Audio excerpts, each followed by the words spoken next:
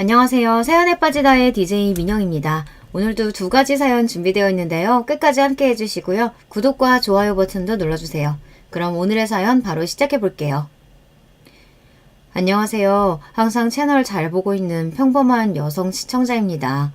채널에 올라오는 기가 막힌 사연들을 볼 때마다 세상에 상식 이하의 사람들이 이렇게나 많구나 싶었는데 저한테도 이런 일이 일어날 줄은 정말 몰랐어요. 제게는 부모님이 계시지 않습니다. 정확히 말하자면 아버지께서는 제가 2살 때 돌아가셨고 어머니께서는 6살 때 돌아가셨어요. 두 분 다 교통사고로 세상을 떠나셨고 저는 그래서 지금까지도 차 타는 것을 무서워합니다. 아버지께서는 비 오는 날 밤에 뺑소니 사고를 당하셨어요. 범인은 찾지 못했고 아버지께서 돌아가신 후로 어머니께서는 혼자서 저를 키우셨습니다. 어렸을 적에 어머니를 떠올리면 항상 바쁘고 지쳐 보이는 모습이셨던 것 같아요. 저와 어머니는 구축 빌라의 꼭대기층인 6층에 살았었는데요.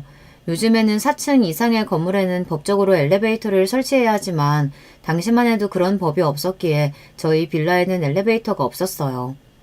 날이 추운 겨울이면 그나마 계단을 오르내리는 일이 수월했지만 무더운 여름날에는 정말 힘들었습니다. 빌라 각 층에는 세대가 3대씩 있었는데 꼭대기층인 6층에만 세대가 2개뿐이었어요. 옆 세대는 아주머니 한 분과 제 또래 남자아이 한 명이 살았습니다. 신기하게도 그 집 또한 아버지가 안 계셨어요. 저희 어머니는 공장에서 2교대의 일을 하셨기에 저녁에 출근해 새벽 내내 일하고 돌아오실 때가 많았습니다. 그럴 때마다 옆집 아주머니께서는 어머니를 대신해서 어린 저를 돌봐주시곤 하셨습니다. 어머니는 그런 아주머니께 매번 신세 지는 것이 죄송해 매번 저를 찾으러 오실 때마다 떡이며 과자며 손에 뭐라도 하나 들고 오셨어요. 아주머니께서는 서로 어려운 처지에 이 정도 돕고 사는 것이 뭐가 어렵겠냐며 부담되니 이런 거 그만 가져와도 된다 손사래를 치셨습니다. 아주머니께서는 학교 앞에서 작은 분식집을 하셨는데요. 저는 학교가 끝나면 바로 그 분식집으로 달려가 공짜 간식을 얻어먹고는 했어요. 제가 가장 좋아했던 것은 새콤달콤한 양념 소스를 바른 떡꼬치였습니다. 어린 나이였으니 염치니 뭐니 그런 것들은 전혀 생각지도 못하고 그저 공짜 간식이 좋았던 것 같아요. 제가 매일 그 분식집에 가서 간식을 얻어먹는다는 것을 뒤늦게 알게 되신 어머니께서는 저를 단단히 혼내시며 앞으로는 꼭 돈을 내야 한다 꼬깃꼬깃한 1,000원짜리 지폐를 쥐어주셨습니다. 아주머니뿐만 아니라 아주머니 아들도 저를 친오빠처럼 잘 챙겨주었어요. 어렸을 적 저는 덤벙이에 틈만 나면 이리저리 넘어지고 다쳐서 몸에 멍을 살고 살았는데요. 오빠는 그런 제게 항상 약도 발라주고 밴드도 붙여주고 제가 또 다쳐서 엉엉 울고 있으면 의젓하게 달래주기도 하고 여러모로 저를 잘 도와주었습니다. 매일같이 집에 찾아오는 어린 여자애가 귀찮을 만도 했을 텐데 지금 생각해보면 오빠도 철이 참 일찍 들었던 것 같아요. 그 뒤로도 오빠는 제 숙제를 봐주기도 하고 공부를 도와주기도 하며 사이좋게 지냈어요. 주말이면 아주머니와 오빠, 어머니, 저 이렇게 넷이서 근처 공원에 도시락을 싸 놀러 다니기도 하고 한 가족처럼 지냈습니다. 어머니께서는 옆집에 좋은 이웃이 살아서 참 다행이라는 말씀을 자주 하셨어요. 그렇게 시간이 흘러 제가 중학교 3학년이 되던 해 사고가 일어났습니다. 새벽 근무가 끝나고 집에 돌아오시던 어머니께서 교통사고로 목숨을 잃으신 거예요. 너무나 갑작스러운 사고에 정말 세상이 무너지는 기분이었고 앞날이 막막했습니다. 하루아침에 세상천지에 혼자 남게 되었으니 그 어린아이가 얼마나 겁이 나고 착잡한 심정이었겠어요. 만약 그때 옆집 아주머니께서 저를 걷어주시지 않았더라면 저는 아마 고아원에 들어가야 했을 거예요. 당시 제게는 연락이 닿는 친인척 한 명이 없었거든요. 너무나 감사하게도 아주머니의 도움으로 어머니 장례도 무사히 치를 수 있었고 그 뒤로 아주머니 집에서 셋이 함께 살기 시작했습니다. 어렸을 적부터 거의 제 집처럼 드나들던 곳이라 그런지 적응하는 데에는 별 문제가 없었어요. 아주머니와 오빠 덕분에 어머니의 빈자리를 크게 느낄 새도 없었고요. 지금 생각해보면 두 사람 다 어머니를 잃은 저를 위해 한동안 애써 밝은 척을 해주었던 것 같아요. 저 또한 저를 걷어주신 아주머니께 조금이라도 도움이 되고 싶은 마음이었어요. 친딸보다 더 친딸같이 싹싹하게 굴기 위해 노력했어요. 항상 분식집 일로 바쁘신 아주머니를 대신해서 집안일을 해놓기도 하고 학교 공부도 정말 열심히 했습니다. 나중에 성공해서 꼭 아주머니께 은혜를 갚고 싶은 마음이었어요. 저는 고등학교 내내 반에서 1등을 놓치지 않았고 결국 목표하던 대학에도 합격했습니다. 너무나 기뻤지만 한편으로는 고민이 되었어요. 원하던 대학이 사립이라 등록금이나 학비가 눈이 튀어나오게 비쌌고 장학금을 준다는 대학은 그리 원하지 않던 곳이었거든요. 차마 저를 걷어주시고 돌봐주신 아주머니께 대학 등록금까지 내달라는 말은 염치가 없어 꺼낼 수가 없었습니다. 하지만 제 마음을 읽기라도 하신 건지 아주머니께서 먼저 대학에 관련된 이야기를 꺼내셨어요. 네가 성인이 되면 말해주려고 했는데 사실 네 엄마가 네 앞으로 남겨놓은 돈이 조금 있어. 그러니 돈은 걱정하지 말고 원하는 대학에서 마음 놓고 공부하렴. 그렇게 저는 원하던 대학에 입학했고 정말 열심히 공부했습니다. 나중에서야 알게 된 사실이지만 사실 어머니께서 제 앞으로 남겨놓으셨다던 돈은 대학 등록금과 학비에 비해 정말 턱없이 적은 돈이었어요. 아주머니께서 제가 차마 염치가 없어 학비 이야기를 꺼내지 못한다는 사실을 아시곤 일부러 저를 배려해 주셨던 거예요. 다시 생각해도 정말 너무나 감사한 마음뿐이고 앞으로 살아가면서 은혜를 두고두고 갚아야겠다 또다시 다짐하게 되었습니다. 대학을 타지로 가기도 했고 생활비를 스스로 벌며 공부까지 해야 했기에 대학생활 내내 정말 눈코 뜰 새 없이 바빴어요. 마음 같아서는 매일같이 연락드리고 안부를 엿주고 싶었지만 현실이 녹록지 않았습니다. 결국 점점 연락이 뜸해지게 되었어요. 대학을 졸업하고 얼마 지나지 않아 취업을 했고 오랜만에 아주머니와 오빠에게 연락해 식사 자리를 갖게 되었어요. 더 자주 연락을 드렸어야 했는데 죄송하다 말씀드리니 아주머니께서는 각자 사는 게 바쁘니 어쩔 수 없는 일이라며 괜찮다 말씀하셨어요. 사실 본인도 제게 말하지 못한 사실이 있다고 하셨습니다. 알고 보니 아주머니께서는 제가 대학에서 공부를 하며 정신없이 취업을 준비하던 사이 마음이 맞는 분과 만나 얼마 전에 살림을 합쳐 살고 계셨던 거예요. 너무나 놀라운 소식이었고 저는 몹시 기쁜 마음으로 아주머니를 축하해드렸어요. 아주머니의 새로운 남편은 엄청난 자산가라고 했어요. 젊었을 적에 알고 지냈던 분이었는데 우연한 기회로 연락이 닿아 만남을 가지다 보니 자연스레 사이가 가까워졌고 그분께서도 오래전 부인과 사별하신 상태였기에 재혼을 하게 되었다고 했습니다. 얼마나 부자인가 하니 빌딩 몇 채를 가지고 있는 부동산 부자라고 했어요. 젊었을 적에 사업을 하시던 분이었고 지금은 은퇴하시고 고급 단독주택에서 지내고 계셨는데 아주머니께서는 살던 집을 정리하시고 그 주택으로 들어갔다고 하시더라고요. 제 어린 시절의 추억이 담긴 친정집이 사라진 기분이라 조금 아쉬웠지만 아주머니께서 더 좋은 환경에서 지내시게 되었다는 사실은 몹시 기뻤습니다. 아주머니께서는 저를 친딸처럼 생각하신다며 새로운 가족들에게 저를 소개시켜주고 싶다고 하셨지만 오빠는 약간 떨떠름해 보이는 눈치였어요. 처음에는 아무리 그래도 친딸이 아니니 재혼한 가족에게까지 소개시켜주는 건 좀 곤란한가 생각했는데 알고 보니 다른 사정이 있었습니다. 아주머니의 새로운 남편에게는 아들이 하나 있었는데 오빠보다 2살 형이라고 했어요. 그 남자가 아주머니와 본인 아버지의 재혼을 아주 강하게 반대했다고 하더라고요. 결국 살림을 합쳐 살고 있는 지금까지도 매사에 아주머니를 곱게 보지 않고 대면대면 지내고 있다고 했어요. 그나마 다행인 것은 한 집에 지내지도 않고 몇 년 전에 결혼해서 따로 살고 있었고 오빠의 부인이라는 여자도 성격이 고약하다며 굳이 제게 인사시키고 싶은 사람들이 아니라고 했어요.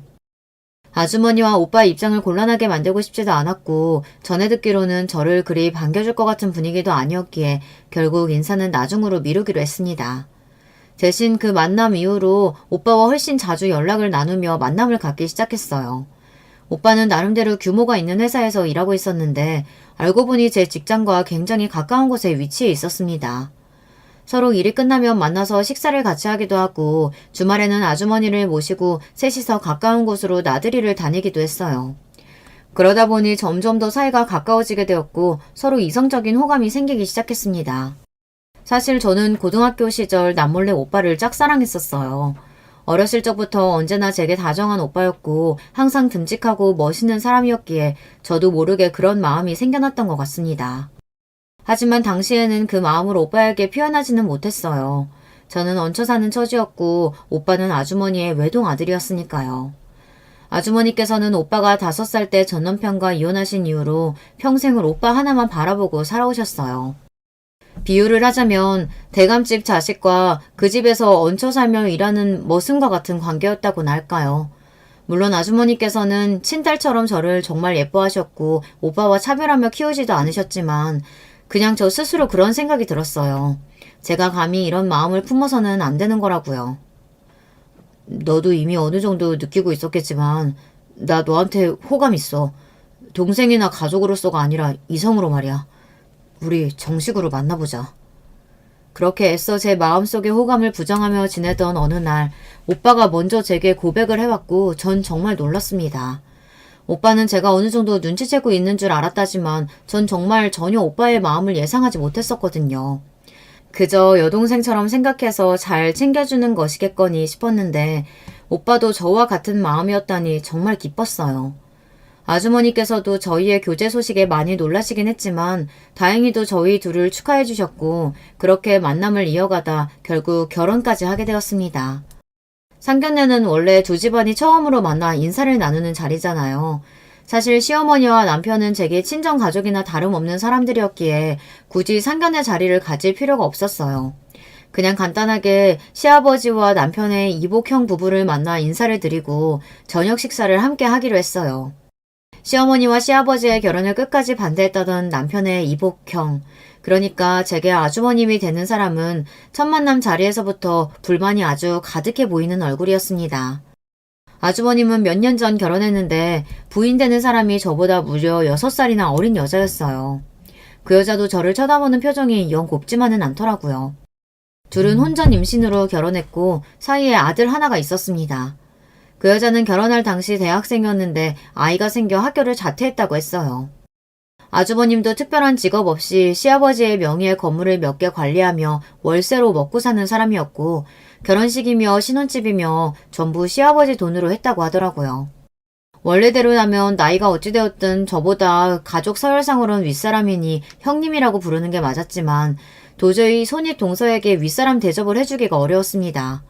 저보다 나이가 6살이나 어린 것도 어린 거고 사람 자체가 너무 철이 없었어요. 아들도 2돌이나 지났는데 애엄마가 맞나 싶을 정도였습니다. 본인 스스로 돈 한 푼 벌어본 적 없이 시댁의 돈으로 호의호식 지내고 있으니 경제관념도 전혀 없고 아주 돈을 펑펑 썼어요.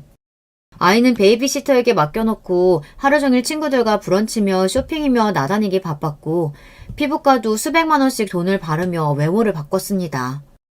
본인의 능력이 좋아서 그렇게 산다고 하면 아무도 뭐라고 하지 않을 거예요. 문제는 그렇게 펑펑 써대는 돈이 전부 시댁 주머니에서 나오는 돈이었다는 사실이었습니다. 그러면서 손윗동서가 제게 그렇게 외모를 안 가꾸면 남자들이 금방 질려한다느니 아무리 아줌마라고 하더라도 기본은 해야 한다느니 지적하기 바빴고 저를 완전히 본인 아랫사람으로 취급했어요. 보통 아무리 손윗 동서라고 하더라도 손아래 동서의 나이가 본인보다 많으면 완전히 아랫사람 취급하기보다는 서로 존댓말을 하기 마련이잖아요. 그런데 손윗 동서는 그런 개념이 전혀 없는 건지 새파랗게 어린 것이 제게 동서는 내 말이 말 같지가 않아? 하며 완전히 갑질을 하려고 들더라고요. 솔직히 성격 같아서는 저도 맞서서 지지 않고 반말을 해주고 싶었지만 괜히 시어머니를 곤란하게 만들고 싶지 않았어요. 그렇지만 죽어도 형님 소리는 안 나왔고 누구누구 씨 하며 이름을 불렀습니다. 시부모님께서도 제 입장을 이해해 주시는 건지 굳이 형님이라고 불러야 한다 강요하시지 않았어요. 손윗동서는 형님이라고 부르지 않는 제게 조금 불만이 있는 눈치였지만요. 아주버님 부부가 시어머니를 그닥 달궈하지 않는다는 이야기는 익히 들어 알고 있었지만 막상 제가 눈앞에서 그 상황을 마주하니 더 기가 찼습니다. 어쩌다 가족끼리 모이면 대놓고 시어머니 들으라는 듯 남자 재산 보고 결혼한 여자들이 어쩌니 저쩌니 사람이 말년에 욕심을 너무 부리면 안 된다느니 쓸데없이 입을 나불댔고 결국 시아버지께 한 소리 듣고 나서야 입을 다물었어요. 손윗동서는 그렇다 치더라도 나이도 먹을 만큼 먹은 사람이 그런 행동을 하니 더 어이가 없더라고요. 시아버지께서 대부분 시어머니 편을 들며 중간 역할을 잘 해주시긴 했지만 그래도 핏줄은 핏줄이라고 아주버님을 싸고 도시긴 하셨어요. 손윗동서도 시어머니께는 아주 까탈스럽고 싸가지 없이 굴었지만 시아버지께는 세상 착하고 애교 있는 며느리가 따로 없었습니다. 예쁘장한 얼굴로 아버님 하며 싹싹하게 구니 시아버지께서는 손윗동서를 꽤나 예뻐라 하셨어요. 시어머니께서는 원체 기가 세시기보단 천성이 순하신 분이었기에 그런 싸가지 없는 것들에게 한마디 제대로 하지도 못하고 매번 꾹 참기만 하셨습니다. 그러다 한번 큰일이 터졌어요. 그날은 시어머니의 생신이었고 오랜만에 가족들이 다 같이 모여 시댁에서 식사를 하였습니다. 보통 시어머니의 생신이라고 하면 며느리가 밥상까지 차리지는 못하더라도 적어도 좋은 식사를 대접하거나 정말 못해도 생신 선물을 준비하는 게 도리에 맞는 일이잖아요. 상식적으로 세상 어떤 며느리가 시어머니 생신에 빛날로 시댁을 찾을 수가 있나요? 손윗동서는 나이가 어리니 그런 개념이 없다 치더라도 아주버님도 마찬가지였어요. 둘 다 약속 시간보다 20분이나 늦게 도착했으면서 선물조차 가지고 오지 않는 거예요. 어린 나이인 것도 다 핑계인 게 만약 시아버님 생신이었다면 절대 빈손으로 오지는 않았을 겁니다. 도착하자마자 늦어서 죄송하다는 말 한마디 없이 자리에 앉더니 식사하는 내내 동서가 차린 거냐, 요리 연습 좀 더 해야겠다. 이건 너무 짜고 저건 너무 싱겁고 이럴 바엔 그냥 나가서 사 먹지 왜 굳이 집에서 식사를 하는지 모르겠다. 불평불만만 늘어놓았어요. 결국 듣다 못한 남편이 그러는 본인은 한 번이라도 시부모님 식사를 직접 차려드린 적은 있느냐 물으니 얼굴을 구기며 불쾌한 티를 내더라고요. 세상에 얼마나 맛있는 요리가 많고 좋은 식당이 많은데 요즘 같은 시대에 굳이 직접 밥상 차려드리는 게 의미가 있나요? 그렇다고 뭐 뒤집어지게 맛있는 것도 아니고. 겨우 이거 하고 그렇게 생색낼 거면 그냥 안 하는 게 낫죠. 뭐라고요? 지금 말 다 했어요? 내가 뭐 틀린 말 했어요? 맞잖아요. 돈 없어서 좋은 식당 못 모시고 이런 밥상이나 차려드리는 거 그거 아니에요?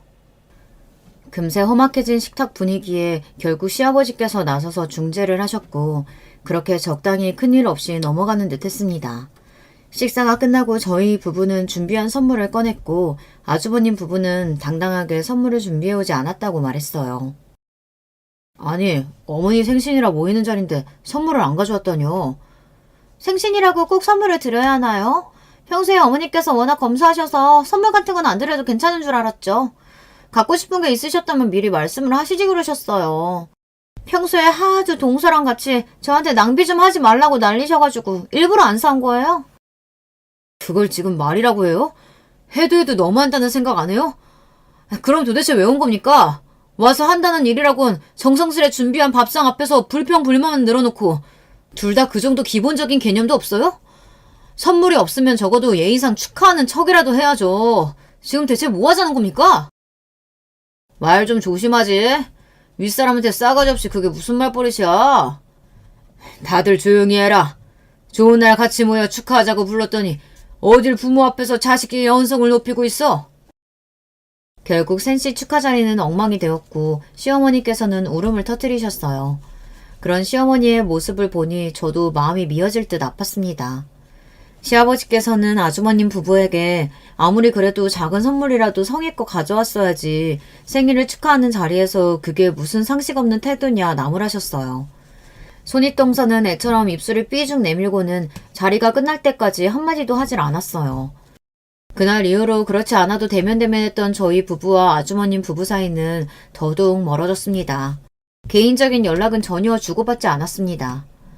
시어머니께서는 그래도 제가 며느리로 들어와서 참 다행이라며 저 덕분에 마음이 편하고 기댈 곳이 있어 숨통이 좀 트인다고 말씀하셨어요. 그런 시어머니를 위해 제가 더 해드릴 수 있는 게 무엇일까 생각해봤는데 아무래도 시아버지께 점수를 따는 것이 좋겠다는 생각이 들더군요.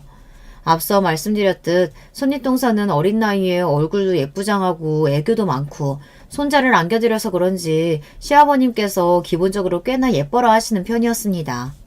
가끔 손윗동서나 아주버님이 너무 예의 없이 굴거나 상식 밖의 행동을 하면 엄하게 나무라시기는 하셨지만 팔은 안으로 굽는 법이라고 피가 전혀 섞이지 않은 저희 부부보다는 아주버님 부부를 기본적으로 더 챙겨주시는 듯 했어요. 실질적으로 집안의 모든 권력은 시아버지 손에 있었으니 제가 시아버지께 좀 더 잘하고 점수를 따서 시어머니 길을 세워드리고 싶었습니다. 제가 동서보다 잘할 수 있는 것이 무엇일까 고민해봤을 때 아무래도 연륜에서 오는 센스와 정성일 것 같더라고요. 손윗동서가 아버님께 어리광 부리듯 아양이나 아첨을 떨 수는 있어도 생각이 짧은 편이니 미처 생각하지 못하고 신경 쓰지 못하는 부분들이 많았어요. 저는 그런 부분을 공략해 시아버님께 점수를 따기 시작했습니다. 가장 먼저 실행에 옮긴 것은 시아버님의 취미이신 낚시와 관련된 선물을 드리는 것이었어요. 손윗동서는 시아버님께 애교를 떨어 원하는 선물을 받아갈 줄은 알아도 본인이 먼저 선물을 챙겨드리는 경우는 드물었거든요. 시아버님께서는 젊었을 적부터 쭉 낚시가 취미셨고 은퇴하신 후에도 혼자서 자주 낚시를 가셨어요. 웬만한 낚시용품들은 값비싼 것들을 다 가지고 계셨기에 어떤 선물을 해드려야 할지 고민이 많이 되었습니다. 그렇지만 여러분들도 알고 계시듯이 선물은 가격보다 정성이 더 중요한 법이잖아요. 비록 비싸고 좋은 물건은 아닐지라도 선물을 주는 사람이 받는 사람을 생각하고 고민하고 정성 들여 고른 선물은 어떻게든 티가 나게 되어 있습니다. 낚시가 취미이신 분이 계시다면 알고 계시겠지만 낚시는 종류가 참 많아요. 바다낚시, 강낚시, 바다낚시도 다 똑같은 낚시가 아니라 루어낚시, 릴지낚시 등 알면 알수록 너무 복잡하고 사용하는 물품들도 다양하더라고요. 무턱대고 아무거나 선물해드리기보다는 시아버님께서 어떤 낚시를 주로 하시는지 알아보고 댁에 구비해 놓으신 물품들을 꼼꼼히 살펴봤어요. 다양한 낚시를 즐기시지만 쭈꾸미 낚시는 철마다 꾸준히 가시는 것 같더라고요. 때마침 그때가 쭈꾸미 낚시철이었고 시아버님께 제가 준비한 쭈꾸미 낚시 용품을 선물로 드렸습니다. 가격은 몹시 저렴한 것이었지만 예상대로 시아버님께서는 제 선물에 몹시 기뻐하셨어요. 그 뒤로도 시아버님께서 좋아하시는 음식이나 과일을 기억해뒀다 먼저 챙겨드리기도 하고 직접 만든 반찬이나 간식거리들을 가져다 드리기도 했어요. 손윗동서처럼 애교있게 굴며 귀여움을 떨지는 못해도 제 나름대로 최선을 다했습니다. 그러다 보니 점점 시아버님께서도 저를 예뻐하시기 시작했어요. 항상 아주버님 부부 먼저 챙기시던 분이 식사 자리에서 제가 먼저 말을 걸면 이것 좀 먹어보라 하시기도 하고 손윗동서가 제게 시비를 걸며 버릇없이 굴면 아무리 아랫사람이라도 적당히 선을 지켜야지 뭐하는 거냐 제 편을 들어주시기도 했습니다. 그러다 보니 자연스레 아주버님과 손윗동서도 저희 부부와 시어머니 앞에서 말조심을 하기 시작했어요. 그런 모습을 보며 몹시 뿌듯한 기분이었어요. 반대로 손윗동서는 속이 많이 상한 눈치였습니다. 언제나 저보다 본인을 더 예뻐하시고 챙겨주시던 분이 더 이상 예전 같지 않으니 속이 끓일만도 하겠죠. 확실히 연륜에서 오는 차이는 어쩔 수 없다고 느낀 것이 손윗동서는 그 상황에서 시아버님께 투정을 부리기 시작했어요. 왜 전처럼 본인 편을 들어주지 않고 동서 편만 들어주시냐고요. 당연히 그런 투정이 효과가 있을 리 없었고 시아버님께서는 오히려 손윗동서를 크게 나무라셨습니다. 내가 그동안 네가 어린 나이에 시집와서 애도 낳고 고생했으니 눈 감고 넘어가 주려고 했는데 더 이상 그 버릇없는 태도며 행동들 더 이상 못 봐주겠구나. 손 아랫사람이 생겼으면 윗사람으로서 모범을 보이고 아랫사람을 잘 챙길 생각을 해야지. 윗사람으로서 누릴 수 있는 건 다 누리고 싶고 그러면서 여전히 못 빼어먹은 애처럼 철없이 행동하면 어쩌자는 거냐? 앞으로 네 어리광 받아줄 생각 없으니 알아서 처신 잘해. 손윗동서는 몹시 충격을 받았는지 엉엉 울음을 터뜨렸어요. 저는 그런 시아버짐의 말씀에 속이 뻥 뚫리는 기분이었습니다.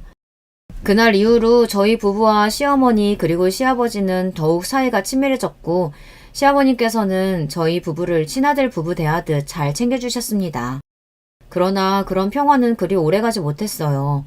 시아버님께서는 젊었을 적부터 심한 당뇨를 앓아오셨는데 갑작스레 병세가 악화되어 병원에 입원을 하시게 되었습니다. 금방 회복해서 퇴원하실 거라는 말씀과는 다르게 입원 기간이 점점 길어졌고 어느 날 새벽 너무나 갑작스럽게 세상을 떠나시게 되었어요. 시아버님께서는 생전 유서를 작성해 놓으셨고 담당 변호사도 존재했기에 유산 상속은 특별한 분쟁 없이 진행되었습니다. 시아버님께서는 시어머니와 아주버님께 골고루 건물과 재산을 나눠주셨고 아주버님 부부는 불만이 아주 많아 보였어요. 두 사람은 왜 본인들이 저런 피 한 방울 섞이지 않은 사람과 아버지 재산을 나눠 가져야 하냐며 언성을 높이고 변호사에게 따지고 들었지만 변호사는 고집을 부려서 될 일이 아니라며 시아버님께서 생전에 작성해 놓으신 유서대로 상속이 진행된다는 답만 반복했습니다. 아마 시아버지께서는 본인 사후 아주버님 부부가 억지를 부려서 유산을 전부 차지할 것을 예상해 유서를 꼼꼼히 작성해 놓으셨던 것 같아요. 어느 정도 예상했던 일이었지만 시아버님께서 돌아가신 후로 아주버님 부부는 시어머니와 저희에게 완전히 아나무인이 따로 없었습니다. 이제 아버지도 돌아가셨는데 우리가 왜 당신을 어머니라고 불러야 하냐. 사실 당신도 재산 노리고 우리 아버지랑 결혼했던 거 아니냐. 원하던 것을 얻었으니 서로 볼 일 없는 거 아니냐. 큰 소리를 떵떵 쳤고 그런 아주버님 부부의 태도에 시어머니께서는 크게 상처받으셨어요. 두 사람이 본인을 진짜 어머니처럼 생각하지 않는다는 사실은 알고 있었지만 그래도 시어머니께서는 두 사람과 가까워지기 위해 정말 최선을 다하셨거든요. 아주버님 부부에게는 3살짜리 아들이 하나 있었는데 아까 말씀드렸다시피 둘 다 육아에는 관심이 없고 아이는 거의 베이비시터 손에서 자란 것이나 마찬가지였어요. 그렇지만 베이비시터가 24시간 내내 붙어 아이를 돌봐주지는 않잖아요. 저도 아직 아이를 낳아 키워본 경험은 없지만 장담하건대 적어도 그 두 사람보다는 훨씬 잘할 거예요. 두 사람은 아이 돌봐주시는 이모님이 퇴근하시면 아이를 거의 방치하다시피 했고 육아와 관련된 기본적인 지식조차 없었어요. 오죽했으면 베이비시터가 아동학대로 신고까지 했겠어요. 나중에서야 전해 들은 이야기지만 본인이 없을 때는 아이가 전혀 케어받지 못하는 것 같다는 생각이 든 베이비시터가 경찰에 신고를 했었다고 하더라고요. 조사까지 나왔지만 경찰 앞에서 세상 착한 부모인 척 가증스레 연기를 해서 무혐의로 벗어났고 그 뒤로 베이비시터를 바꿨다고 들었습니다. 시아버님께서는 저렇게 철없는 인간들이 아이는 잘 키우고 있는 건지 이따금 걱정하시긴 했지만 그래도 부모라는 사람들이 그 정도로 아이를 방치할 것이라고는 생각하시지 못했는지 육아에 크게 참견을 하지 않으셨다고 해요.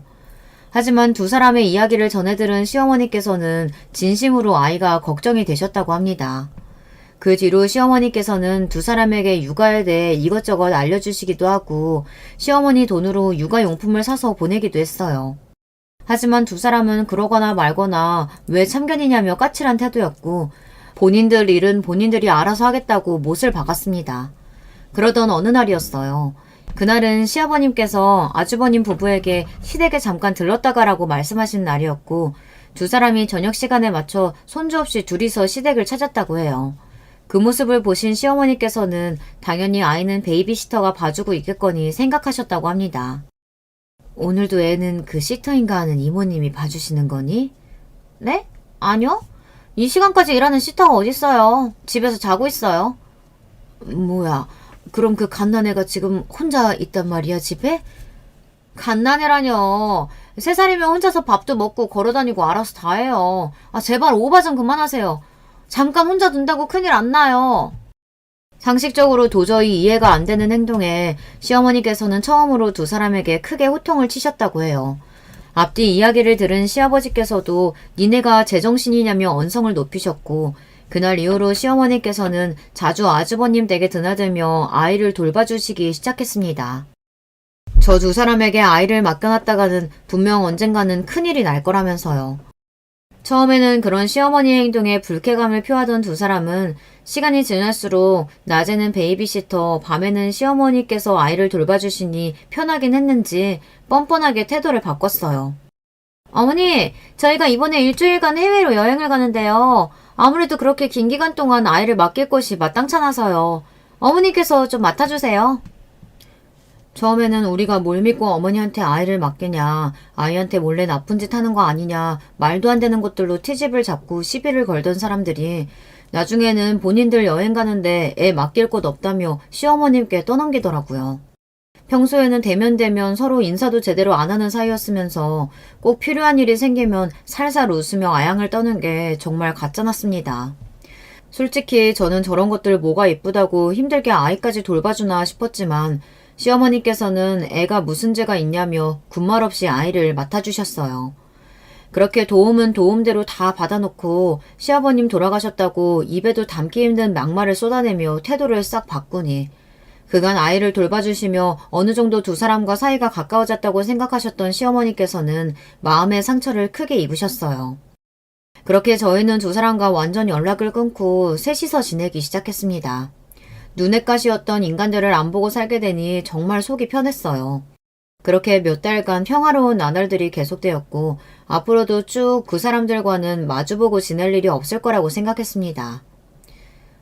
어제 집에 애들이 왔었어. 손주도 데리고 왔더라.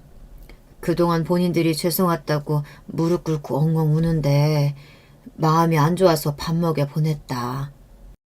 그러던 어느 날 아주버님 부부가 갑작스레 시댁에 찾아왔어요. 그렇게 막말을 쏟아내고 일방적으로 연락을 끊어낼 땐 언제고 이제와 죄송하다고 울고불고 사과를 해왔다고 하더라고요. 본인들이 너무 경솔하게 행동한 것 같다. 그래도 아버지 돌아가시고 남은 부모라고는 어머니 한 분이신데 그동안 저희 아이도 잘 돌봐주셨고 저희가 너무 배은망덕했다. 이제라도 정신 차리고 앞으로 정말 어머니처럼 잘 모시고 살고 싶다며 솔직히 말해서 그 두 사람이 갑자기 정말 개과천선해서 세 사람이 되었다고는 생각할 수 없었어요. 시어머니께 두 사람 분명 무슨 꿍꿍이가 있는 거다. 아이를 돌봐주던 사람이 사라지니 본인들이 불편해서 그런 거다.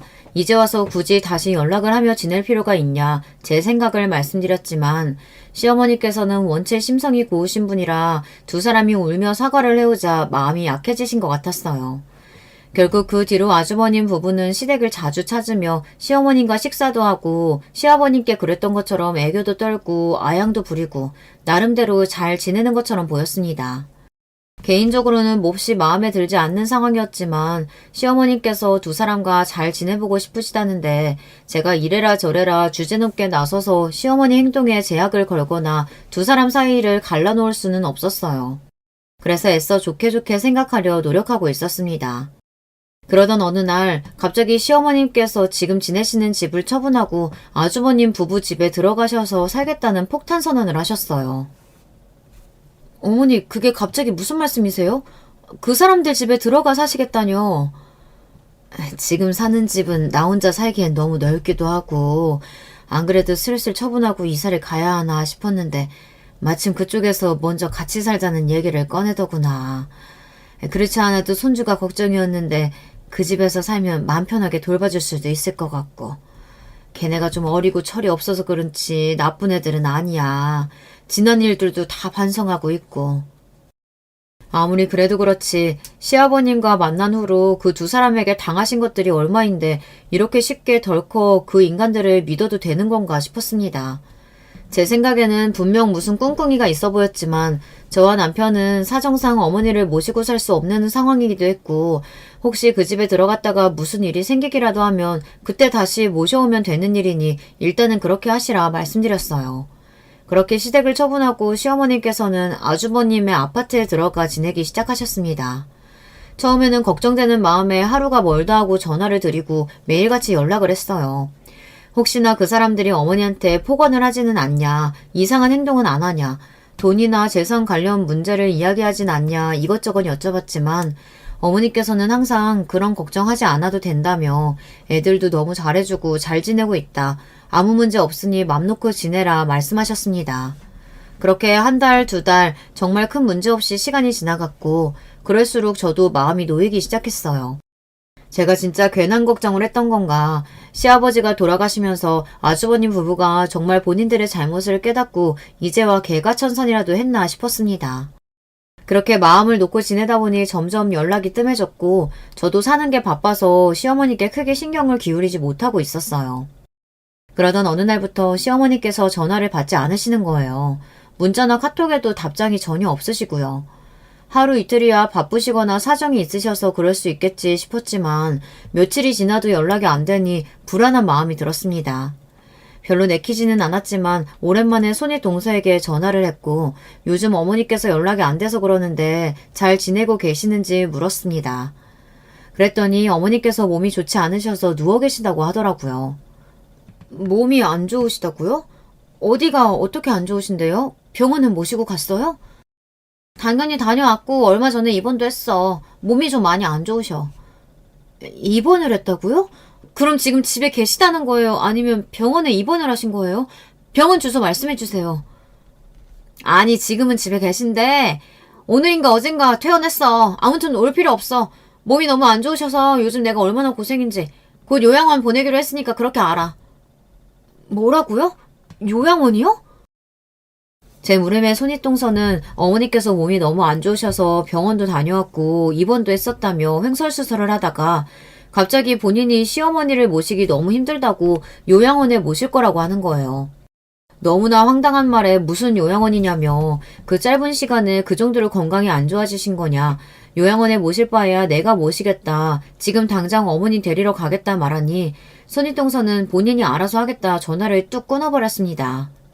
아무리 생각해도 찜찜한 마음에 결국 남편을 데리고 아주버님 댁에 무작정 찾아갔어요. 분명 집에 불이 켜져 있는 걸 보고 올라왔는데 아무리 문을 두드리고 벨을 눌러도 묵묵부답이기에 경찰을 부르겠다고 소리치고 전화를 20통을 넘게 하니 그제야 문을 열어주더군요. 도대체 왜 집에 없는 척 하는 거냐? 어머니 잘 계신 거 맞냐? 지금 당장 모시고 가겠다. 어디 계시냐? 언성을 높이니 아주버님 부부는 본인들이 어머니한테 무슨 짓을 했다고 그러냐. 요즘 어머니 건강이 너무 안 좋아지셔서 내가 모시느라 얼마나 힘든지를 아느냐. 애도 못 보고 더 이상 같이 살 이유가 없다며 뻔뻔하게 말하는데 정말 너무 화가 났어요. 본인들 필요할 때는 아양 떨면서 어떻게든 모셔가려고 하더니 시댁 정리한 돈도 다 그쪽이 받아갔다면서요. 이제 돈도 다 빨아먹었고 애도 못 보니 가져다 버리겠다 이거예요? 애초에 당신들 같은 파렴치한 인간들한테 어머니를 모시게 하는 게 아니었어. 어머니 어디 계세요? 어머니 이미 요양원 가셨어. 남의 집에서 행패 그만 부리고 당장 나가. 너무나 충격적인 손윗동서의 말에 이미 요양원에 가셨다니 그게 무슨 말이냐 따지고 들었고 아주버님은 어머님이 한참 전부터 요양원에 계셨다며 숲속의 경치도 좋고 공기도 좋은 곳으로 모셨으니 신경 끄라고 말도 안 되는 소리를 해댔어요. 친아들도 모르는 사이에 마음대로 시어머니를 요양원에 모셨다는 게 말이 되냐. 당신들 어머니한테 무슨 짓 했냐. 어디다 모셨는지 당장 말하지 않으면 납치로 경찰에 신고하겠다.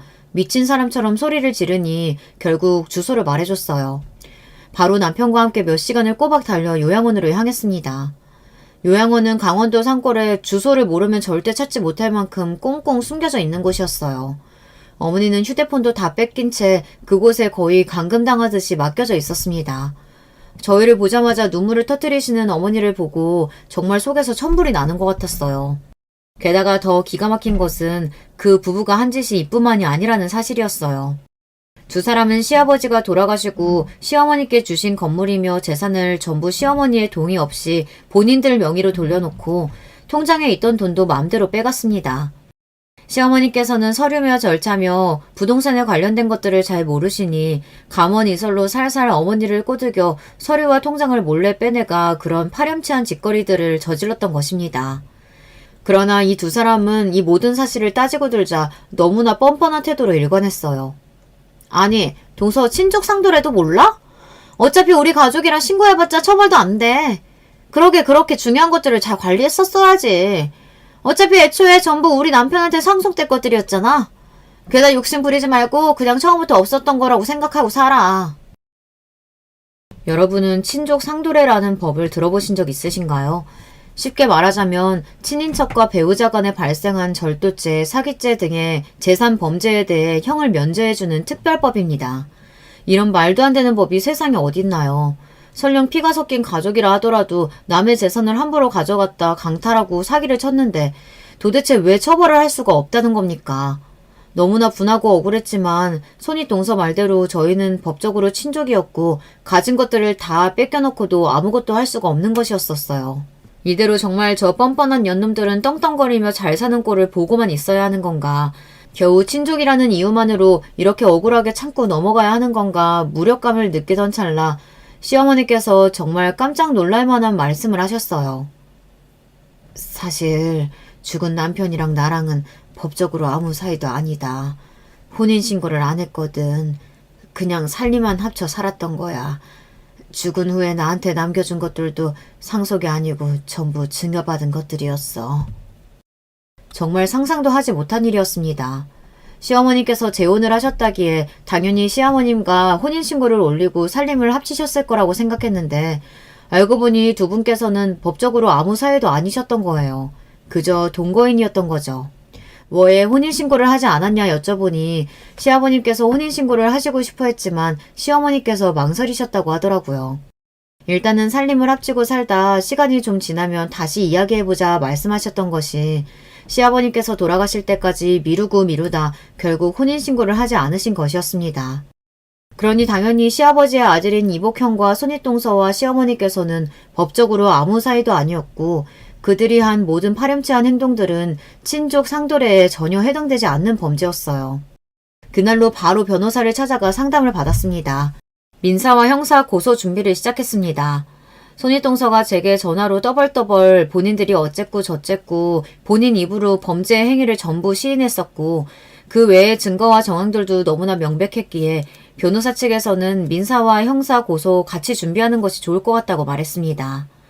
보통 사기를 당했을 때 형사소송은 사기꾼에게 흔히 말하는 빨간 줄이 길게 하는 것이고 민사소송은 피해 금액을 변제받기 위해 진행하는데 형사소송에서 승리하면 민사소송에서 몹시 유리한 증거로 사용할 수 있어 경우에 따라 다르지만 형사소송을 먼저 진행하는 경우가 많다고 하더라고요. 그렇지만 저희와 같은 경우에는 이미 증거도 너무 명백하고 피해 금액도 커서 두 소송을 같이 준비하는 것이 좋겠다며 무조건 승리할 테니 맘 놓고 기다리기만 하면 된다고 말씀하셨어요. 그렇게 복수의 칼날을 갈기 시작했습니다. 얼마 후 두 사람에게 고소장이 날아가자 기다렸다는 듯 바로 연락이 왔어요. 친족 상두례에 대해 본인이 친절히 이야기해줬는데도 머리가 나빠서 이해를 못한 거냐며 괜히 돈 낭비 시간 낭비하지 말고 고소 취하하라 하길래 코웃음을 치며 답변해 주었습니다. 너야말로 정신 차려. 너랑 우리 어머니가 친족이라고? 나쁜 짓도 머리가 잘 돌아가야 하지. 그 멍청한 대가리로 남의 등쳐먹으려고 하니 이런 일이 일어나지. 한번 잘 알아봐. 네가 진짜 우리 어머니 며느리인지 아닌지. 절대 고소 취하해줄 생각 없으니까 소송 준비 알아서 잘하고. 아무리 용을 써봤자 이미 결과는 정해져 있겠지만. 뭐라고? 이게 어디서 함부로 너너거려? 정신 나갔어? 내가 그럼 우리 남편 부인이니 며느리지. 며느리가 아니면 뭔데? 멍청한 것도 정도가 있어야지. 진짜 수준 낮아서 상대를 못 해주겠네. 네 남편이 우리 어머니 아들이 아니란 뜻이지. 두 사람 법적으로 아무 사이도 아니라고. 그러니 네가 말하는 그 친족 상도인지 뭔지 그딴 거 아무 상관없이 너희들은 이제 범죄자라 이 말이야. 능력이라곤 쥐뿔도 없는 것들이 부모 잘 만나 그동안 편하게 살았으면 가진 것에 만족이라도 할 줄 알아야지. 사기죄, 강탈죄까지 골고루 신고당해서 깜빵에서 썩을 준비나 해. 그렇게 전화를 끊어버렸고 그 뒤로 전화기에 불이 나게 전화가 왔지만 전부 받지 않았어요. 그제서야 발등에 불이 떨어진 건지 문자며 카톡으로 제발 고소 취하해달라. 법적으로 문제가 없는 줄만 알았다. 건물들 명의도 다시 돌려놓고 빼앗아간 돈도 다 그대로 돌려주겠다 연락이 왔지만 당연히 전부 무시했습니다. 그랬더니 집 앞으로 찾아와 싹싹 빌고 울고 불고 난리를 치길래 경찰 부르기 전에 당장 꺼지라고 걷어차버렸어요. 저희가 고소를 취하해줄 생각이 없어 보이니 그쪽도 변호사를 구하고 나름대로 소송 준비를 하긴 한 모양이더라고요. 그래봤자 형사 민사소송 둘 다 저희 쪽에 완벽한 승리였고 죄질이 나쁘고 피해 금액이 어마어마하다 보니 둘은 실형에 벌금까지 억소리 나게 내게 되었습니다. 민사소송에도 승리했으니 어머니께서 강탈당하신 재산들도 그대로 변제받게 되었고 시아버지께서 물려주신 건물들을 대부분을 벌금 내느라 다 팔아치우고 저희에게서 빼앗아간 것들을 돌려주고 나니 두 사람은 거의 빈털터리가 된 것 같더라고요. 그렇지 않아도 능력이라고는 쥐뿔도 없는 인간들인데 가진 것도 다 잃고 범죄자 딱지까지 붙게 되었으니 앞으로 예전처럼 떵떵거리며 빈둥거리고 살기는 글렀겠죠. 다 본인들이 자초한 일이니 두고두고 평생을 후회하며 살기를 바랍니다. 이 글을 쓰며 알게 된 사실인데 얼마 전 헌법재판소에서 친족 상도례가 시대의 흐름에 따라가지 못하는 국법이라며 헌법 불일치가 결정되었다고 합니다. 헌법 불일치가 되었다고 해서 바로 그 법이 사라지는 것은 아니지만 올해 말까지 국회가 법을 개정하지 않으면 법적인 효력을 상실하게 된다고 하더라고요. 남의 가정사에는 참견하는 것이 아니다라는 대한민국의 특유의 문화가 법으로 지정된 지 72년 만의 일이라고 합니다. 솔직히 말해서 진작에 일어났어야 하는 일이라고 생각해요. 아무리 가족 간의 일이라고 한들 범죄가 아니게 되는 것은 아니잖아요. 만약 시부모님께서 혼인신고를 하셨고 법적으로 부부 사이셨더라면 저희의 이야기에도 이런 속 시원한 결말은 존재할 수 없었겠죠. 부디 하루빨리 그런 악법이 역사 속으로 사라져 저희와 비슷한 상황의 피해자들이 억울하게 당하는 일이 없기만은 바랄 뿐입니다.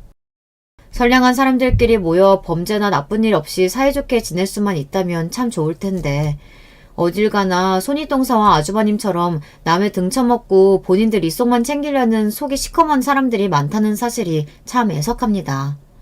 권성징악이 동화 속에서나 나오는 이야기가 아니라 우리가 살아가는 이 세상에서도 당연한 이야기가 되었으면 하는 바람과 함께 오늘 사연을 마치겠습니다. 들어주신 모든 분들 감사합니다. 여러분, 두 번째 사연 시작하기 전에 좋아요, 구독 꼭 눌러주실 거죠? 그럼 두 번째 사연 바로 시작합니다. 안녕하세요. 집안일은 어떻게 말하던 제 얼굴에 침 뱉기지만 어디에 틀어놓으면 마음이라도 가벼워질 것 같아 이렇게 사연을 보내봅니다. 저에겐 세상에서 가장 고맙고 존경스러운 분이 계시는데요. 그분은 바로 제 시어머니십니다. 여기서 사연을 듣다 보면 정말 놀랄 만큼 못된 시어머니들도 많으시던데 그에 반해 우리 시어머니께서는 세상 인자한 성품에 참 고운 분이세요.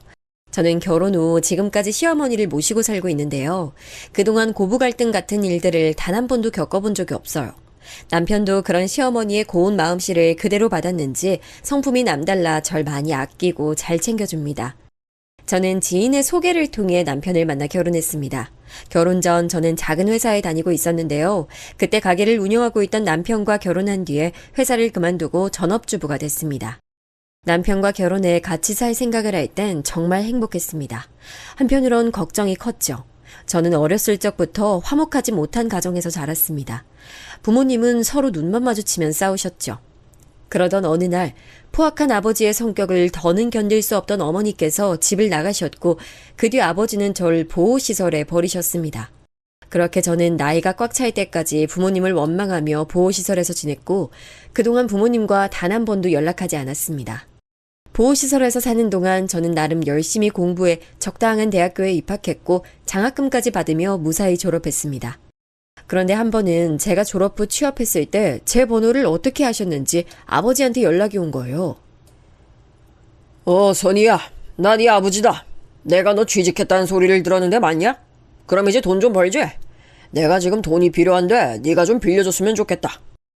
아니 근데 취직했으면 바로 연락도 하고 효도할 생각을 해야지 어른이 먼저 연락하게 만들어서야 되냐? 나도 이제 하나밖에 없는 딸 연덕 좀 보고 살아야겠으니 내가 연락하면 즉각 받아.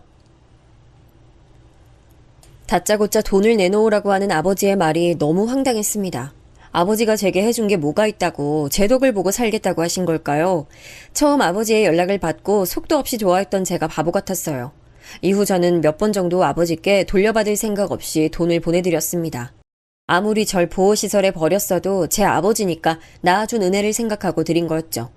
그런데 제가 정말 군말 없이 돈을 드리니 괜찮다 싶었는지 아버지는 무슨 돼지저금통 배 가르는 것처럼 당연하게 돈을 요구하시기 시작했습니다. 나중에 가선 제 몇 달치 월급 이상의 돈을 보내라고 해서 그건 어려울 것 같다고 거절했더니 직장인이니까 대출이라도 받아서 당장 돈을 보내라고 하시는 거예요. 그때 더는 안 되겠다 싶더라고요. 그래서 더는 돈을 드릴 수 없다고 하니 아버지와 바로 연락이 끊어졌습니다. 차라리 잘 됐다 싶었어요. 이런 식이라면 평생 연락 안 하고 사는 게 낫다 생각했죠. 하지만 부모와 자식 간 연은 참 질기더군요. 남편과 결혼하기로 했을 때 생각해보니 상견례를 해야 하는데 저 혼자 달랑 가면 시부모님께서 얼마나 이상하게 생각하시겠어요. 결국 이번엔 제가 먼저 아버지께 연락을 드릴 수밖에 없었습니다. 아버지, 다름 아니라 저 곧 결혼해요. 그래서 이번 주에 상견례 하기로 했는데 그날 한 번만 와주시면 안 돼요? 그냥 얼굴만 비추시고 바쁜 일 있다고 가셔도 돼요. 내가 거길 왜 가냐? 가면 뭐 나한테 돈이라도 떨어져? 됐고 돈 빌려줄 거 아니면 다신 연락하지 마라. 그날 아버지의 매몰찬 말을 듣고 얼마나 울었는지 모릅니다. 어쩔 수 없이 저는 혼자 상견례에 나가 처음 시부모님을 뵀습니다. 다른 어른 한 분 없이 홀로 앉아있는 절 보고 시부모님께서 얼마나 당황스러워 하시던지요. 한참의 침묵 후 부모님은 언제 오시냐는 시어머니의 말씀에 울컥하더라고요. 저는 그때 이판사판이라 생각했어요. 그래서 부모님은 오시지 않을 거란 말과 함께 그 자리에서 시부모님께 제 불우한 가정사에 대해 다 말씀드렸습니다. 이야기를 마친 저는 이제 남편과 헤어질 일만 남았다 생각했습니다. 상견례 자리에 부모도 오지 않은 사람을 며느리로 드리고 싶은 사람이 어디 있겠어요. 하지만 시어머니의 눈을 마주한 순간 깜짝 놀랐습니다. 제 이야기를 들으신 어머니께서 울고 계시더라고요. 왜 빨리 말하지 않았어요? 난 그런 줄도 모르고 부모님 언제 오시냐고 닥달해버린 게 됐네. 많이 속상하고 힘들었을 텐데 내가 미안해요. 아이고, 어쩜 이렇게 고운 딸을 놓고 그리 사셨을까. 내가 다 화가 나네. 차라리 내 딸이었으면 얼마나 좋았을까. 처음 시어머니 말씀을 들었을 땐 당황스러웠지만 저는 그 말씀이 그저 새로운 가족에게 하는 인사치레 같은 이야기라 생각하고 담담하게 감사 인사를 드렸습니다. 근데 결혼식 날 제 생각은 송두리째 바뀌었어요. 결혼식 당일 신부 대기실에서 대기 중이었는데 갑자기 밖에서 큰 소리가 나기 시작했습니다. 무슨 일이라도 있는 건가 걱정이 되어 살짝 문을 열고 밖을 내다봤는데 놀랍게도 제 아버지가 계신 거예요. 더 놀라운 건 아버지가 시어머니와 언쟁을 벌이고 있었던 겁니다. 내가 왜 못 찾아와? 여기서 내 친딸이 결혼하는데 당연히 올 수 있지. 어쩜 철면 피가 따로 없네. 그만큼 나이 먹고 부끄러움도 없어? 사람 불러서 내쫓기 전에 당장 나가. 나가다니? 내가 왜 나가? 못 나가. 내가 오늘 여기서 결혼하는 신부 아버지라고. 저는 혹시 아버지가 뒤늦게라도 친부석에 앉고 싶어서 온 건가 싶었어요. 점점 심해져가는 소란을 가만히 보고만 있을 수 없던 저는 신부 대기실에서 나오려고 했는데 순간 시어머니께서 소리치시는 말을 듣고 발걸음이 굳었습니다. 하! 말 한 번 잘했네. 당신, 애비라는 사람이 어떻게 친딸 결혼식 축의금에 손을 대? 그러고도 당신이 애비야? 그럼 내가 애빈데 딸년 축의금은 당연히 낼 거지. 선희 걔는 나 아니었으면 이 세상 태어나지도 못했어. 저는 아버지 말에 낯이 뜨거워지다 못해 터질 것 같았어요. 아버지란 사람이 어떻게 딸 결혼식에서 그런 행패를 부릴 수 있죠? 저는 시부모님께 너무 부끄럽고 죄송해서 눈물이 날 것 같았어요. 아버지가 저런 인간 말종인 건 보여드리고 싶지 않았거든요. 그때 전 시어머니께서 이렇게 소리치시는 걸 들었어요. 낳기만 하면 다 부모야? 제대로 부모 노릇을 해야 부모라 할 수 있지. 이제부터 선이는 내가 내 딸로 데리고 살 거니까 앞으로 다신 찾아오지 마. 한 번만 더 찾아오면 확 경찰에 신고해버릴 거니까. 아버지는 결국 경비의 손에 이끌려 예식장 밖으로 쫓겨났습니다. 저는 시어머니의 외침을 듣고 신부 대기실 문에 주저앉아 울고 말았습니다. 상견례 자리에서 시어머니께서 제게 해주신 말씀들이 전부 진심이었다는 걸 알게 되니 참을 수 없는 눈물이 흐르더군요. 눈물 젖은 결혼식을 무사히 끝마쳤을 때 시어머니께선 제 손을 꼭 잡고 이렇게 말씀하셨어요. 결혼식 전에 그런 일이 있어서 많이 놀랐지? 선이야, 앞으로 너는 우리 가족이자 내 딸이야. 누가 뭐라고 해도 신경 쓰지 마. 언제나 이 엄마가 지켜줄게. 엄마요? 엄마라는 말 너무 불러보고 싶었어요. 엄마 너무 죄송하고 감사해요. 제가 정말 잘할게요. 저 받아주셔서 정말 감사해요. 오늘 저 때문에 마음도 많이 불편하셨을 텐데. 그런 말 마라. 난 오히려 우리 딸 마음 상했을까봐 그게 더 걱정이야. 이제 그런 일 절대 일어나지 않게 할 테니까 마음 편히 갖고 같이 잘 살자. 아버지가 찾아와 난동을 부렸을 때 시부모님께서도 많이 놀라고 기분 상하셨을 텐데 절 먼저 살펴주시는 시어머니 말씀에 다시 한번 죄송하면서 크게 감사한 마음이 들었어요. 그래서 저는 시부모님을 제 친부모님처럼 모시고 살겠다고 마음먹었습니다. 그런데 결혼식이 끝나고 신혼여행에서 돌아온 지 얼마 되지 않아 청천벽력 같은 일이 일어났습니다. 시아버지께서 불의의 사고로 하루아침에 세상을 떠나시고 만 것이에요. 시아버지 장례식 날 저는 홀로 남으신 시어머니께 정말 효도하고 살겠다고 눈물의 결심을 했어요. 장례식을 잘 마무리하고 저는 시어머니와 한 집에 살면서 모시고자 했어요. 시아버지도 돌아가시고 혼자 지내시면 힘드실 것 같아 제가 먼저 남편에게 제안했고 남편도 정말 좋아했죠. 그래서 남편과 같이 시어머니께 말씀드렸는데 정작 시어머니께선 거절하시는 거예요. 난 괜찮다. 그저 둘이 잘 사는 게 나한텐 큰 효도야. 그러니까 난 신경 쓰지 말고 신혼답게 예쁘게 지내. 그래도 어머니 혼자 계실 때 아프시기라도 하면 어떡해요. 제가 너무 걱정돼서 그래요. 한 집에서 같이 살면 무슨 일이 생기더라도 제가 더 많이 신경 써드릴 수 있잖아요. 하지만 시어머니께서는 한사코 거절하셨습니다. 시어머니의 강경한 거절에 저는 어쩔 수 없이 마음을 접을 수밖에 없었죠. 하지만 시어머니의 건강은 제가 꼭 지켜드리고 싶었어요. 그래서 저는 남편과 상의해 시어머니를 모시고 큰 병원에서 건강검진을 받았습니다. 시어머니께서 건강하시다면 그제야 마음이 좀 안심될 것 같았거든요. 그런데 시어머니께서 받은 건강검진 결과를 받고는 세상에 너무 놀라고 말았지 뭐예요. 평소에 감기 한 번 걸린 적 없으셨지만 이상하게 마른 기침을 달고 사셨던 시어머니의 목에서 큰 혹이 발견된 거예요. 병원에선 혹을 떼어내기만 하면 되는 일이라 큰 수술은 아니라고 했지만 저는 수술날까지 잠도 제대로 못 자고 마음 졸이며 지냈습니다. 나이가 좀 있으신 분들께는 아무리 작은 수술이라고 해도 몸에 큰 부담이 생기기 마련이잖아요. 제가 걱정하는 동안 수술날이 다가왔고 시어머니께서는 입원 후 수술을 받으셨어요. 다행히 수술은 성공적으로 끝났습니다. 하지만 연세가 있으셔서 그런지 쉽사리 이전처럼 기운을 차리시지는 못하시더라고요. 저는 시어머니 건강이 너무 걱정돼서 집안일이 손에 잡히지 않을 정도였어요. 그래서 입원해 계신 동안 계속 상주하며 간호를 했죠. 물론 퇴원하신 뒤에도 저는 시어머니 집에서 거의 살다시피 하며 병간호를 이어갔습니다. 그리고 이번 수술을 계기 삼아 시어머니를 챙겨드리기 위해서는 가까이에서 지내는 게 좋다고 말씀드리고 어머니를 우리 집으로 모셨습니다.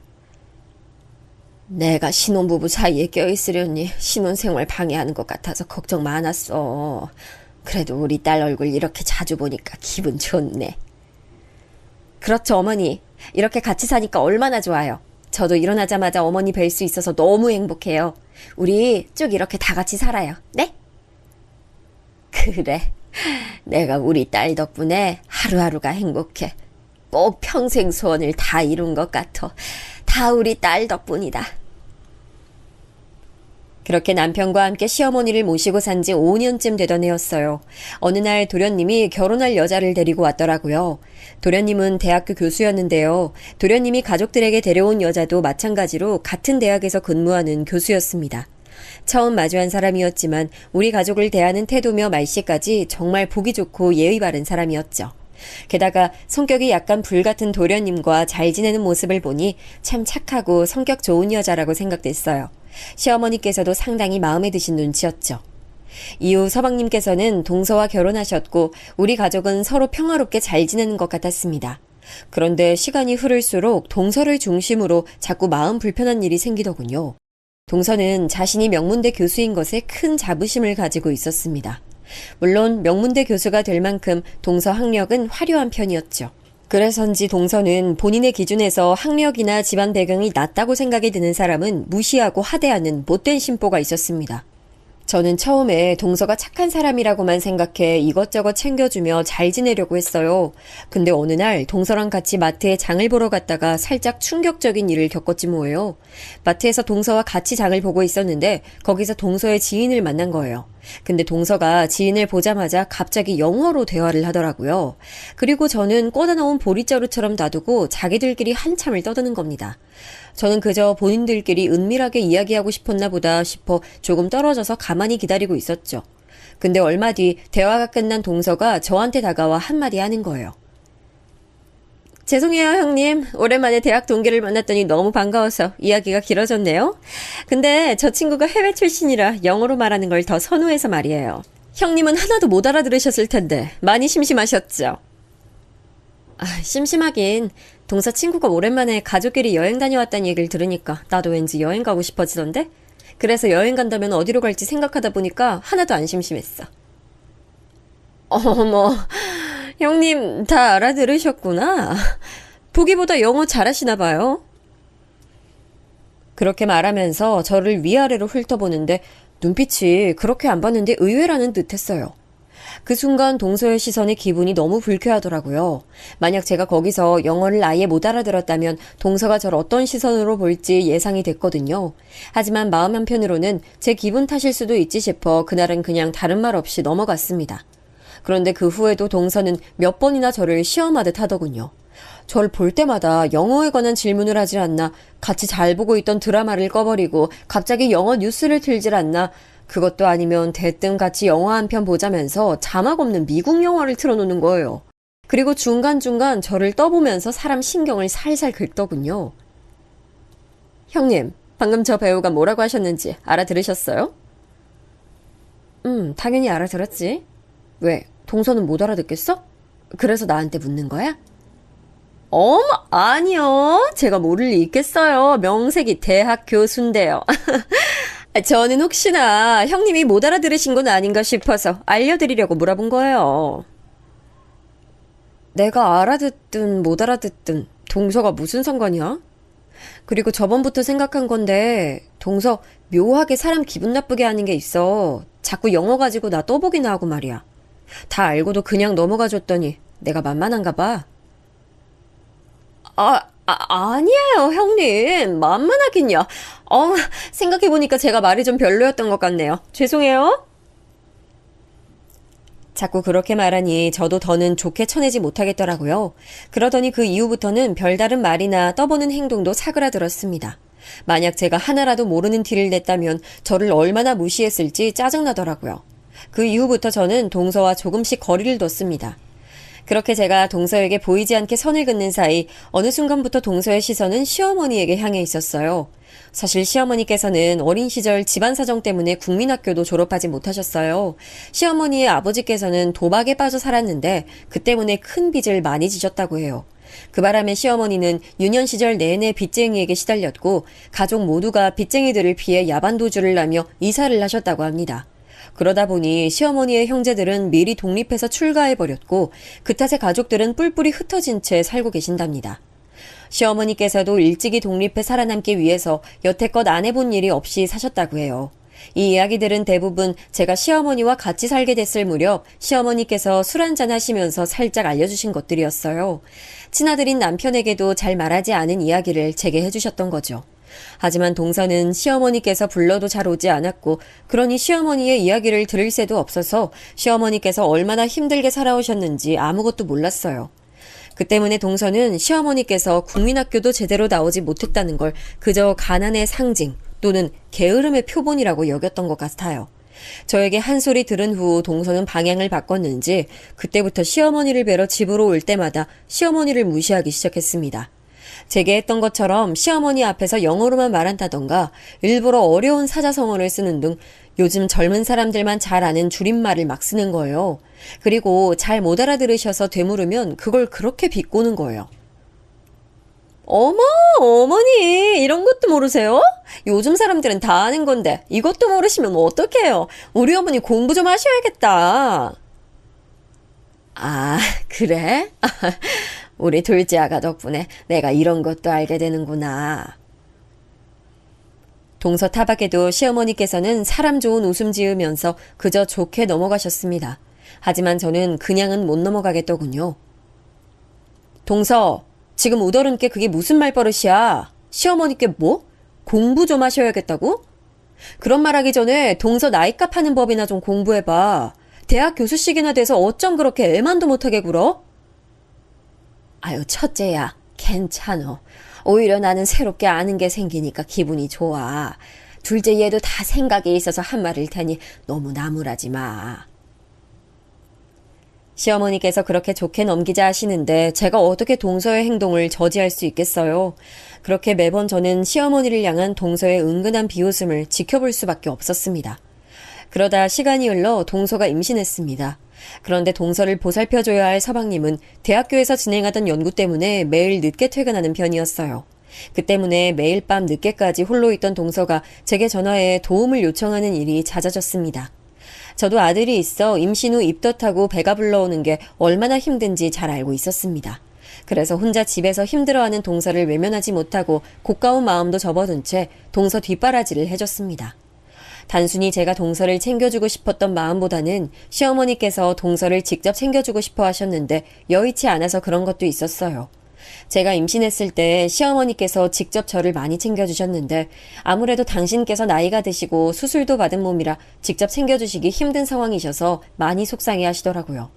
저는 시어머니께서 많이 걱정하시는 모습을 보고 마음만이라도 편하셨으면 해서 더더욱 시어머니 몫까지 동서를 챙겼습니다. 조금 보태서 말하자면 거의 공주님의 시녀처럼 동서를 챙겼어요. 근데 동서는 그걸 너무나 당연하게 여기더라고요. 형님, 여기 좀 보세요. 이렇게 먼지가 남아있잖아요. 이런 건, 물걸레로 다 닦아내야 되는 건데.